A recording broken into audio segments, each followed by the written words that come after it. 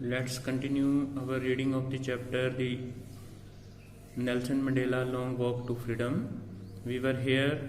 That day had come through the unimaginable sacrifices of thousands of my men, my people.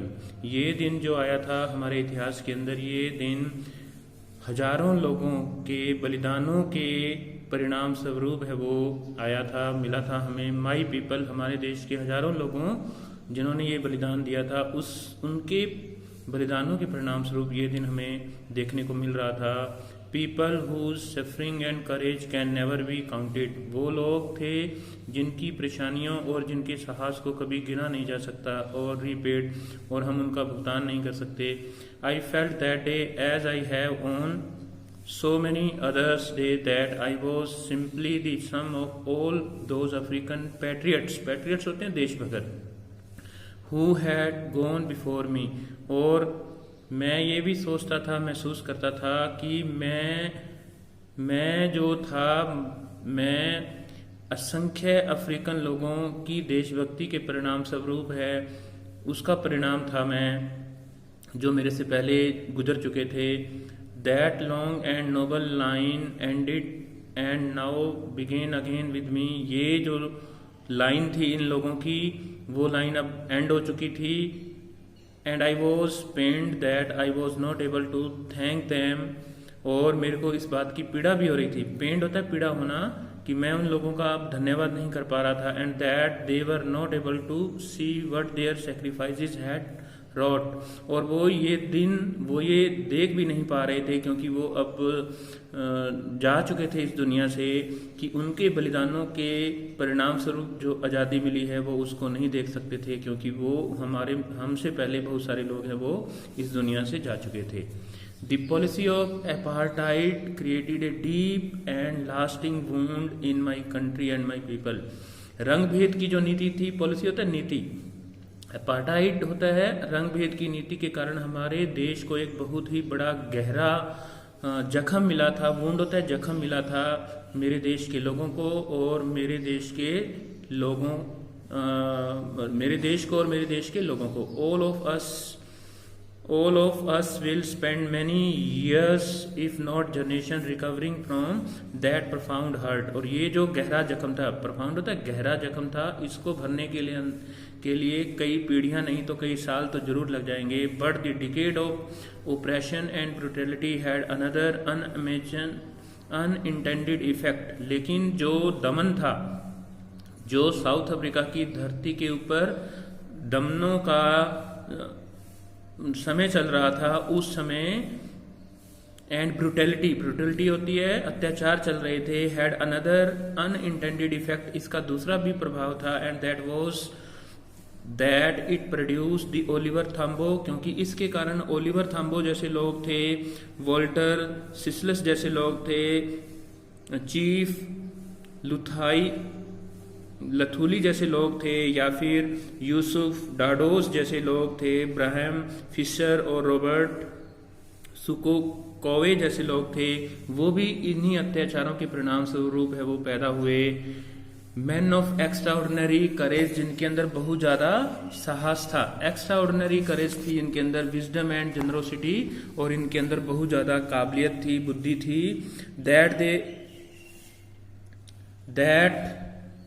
There like में never be non again, और इस तरह की चीज है वो दोबारा से पैदा नहीं हो सकती। Perhaps it required such depth of oppression to create such heights of character. और मैं मानता हूं कि इस प्रकार के चरित्रवान व्यक्ति पैदा करने के लिए इस प्रकार का दमन होना ही जरूरी होता है। दमन होता है तभी उसमें से कोई चीज निकल के आती है। My country is rich in the minerals, मेरे देश के अंदर बहुत सारी धातुएं पाई जाती हैं।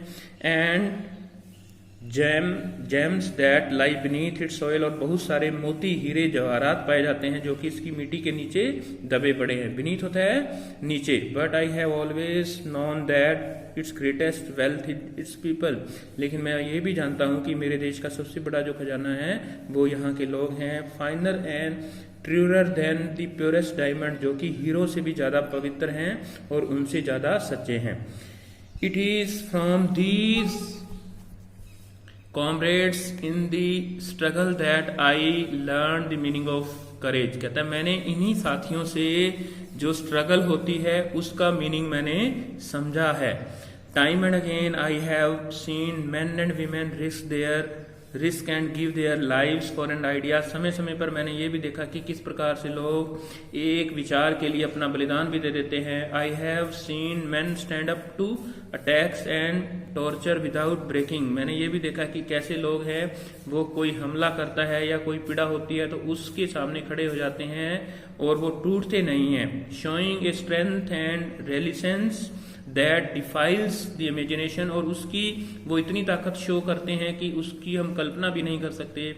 I learn that courage was not the absence of fear. मैंने ये भी समझा, ये भी सीखा कि जो साहस होता है उसका मतलब ये नहीं है कि हमारे अंदर डर नहीं है, but the triumph over it. Triumph होता है जीत, बल्कि साहस का मतलब होता है कि डर के ऊपर विजय प्राप्त करनी है। The brave man is not he who does not feel afraid. साहसी व्यक्ति वो नहीं होता जिसको डर नहीं लगता, but he who conquer that fear. साहसी व्यक्ति वो होता है जो डर के ऊपर कॉन्क्वर्स होता है, जीतना, वो जीत हासिल करता है। Not now is no one is born hating another person because of the colour of the skin. कोई भी व्यक्ति जन्म से किसी व्यक्ति के काले रंग के कारण उससे नफरत नहीं कर सकता, और हिज बैकग्राउंड या फिर उसकी पृष्ठभूमि के कारण उससे नफरत नहीं कर सकता, और हिज रिलीजन या फिर उसके धर्म के कारण उससे नफरत नहीं कर सकता। People must learn to hate. People है वो, उनको हेट करना सिखाया जाता है। And if they can learn to hate, और अगर उन्हें नफरत करनी सिखाई जा सकती है, they can be taught to love, उनको प्यार करना भी सिखाया जा सकता है। For love comes more naturally to the human heart. और वास्तव में दिल है वो प्रेम है वो दिल से होता है, देन इट्स अपोजिट। और नफरत है वो सिखाई जाती है। Even in the grimmest time in the prison. कहता है जब हमारा प्रिजन के अंदर, जेल के अंदर बुरा वक्त चल रहा था, when my comrades and I were punish to our limits, और जब मेरे और मेरे साथियों को सजा दी जा रही थी, I would see A glimmer of humanity in one of the guards. और हमारे ऊपर जो रक्षक लगाए जाते थे उनकी आंखों के अंदर भी थोड़ी बहुत दया जरूर होती थी हमारे लिए। Perhaps just for a second, चाहे वो कुछ ही सेकेंड के लिए क्यों ना हो, but it was enough to reassure me and keep me going. लेकिन ये मेरे को आश्वस्त करती थी। Man's goodness is a flame that can be hidden but not extinguish. Extinguish होता है बुझाना। कहता है हमारे अंदर जो अच्छाई होती है उसको थोड़े समय के लिए छुपाया तो जा सकता है, लेकिन उसको कभी भी खत्म नहीं किया जा सकता। तो this is reading of the chapter.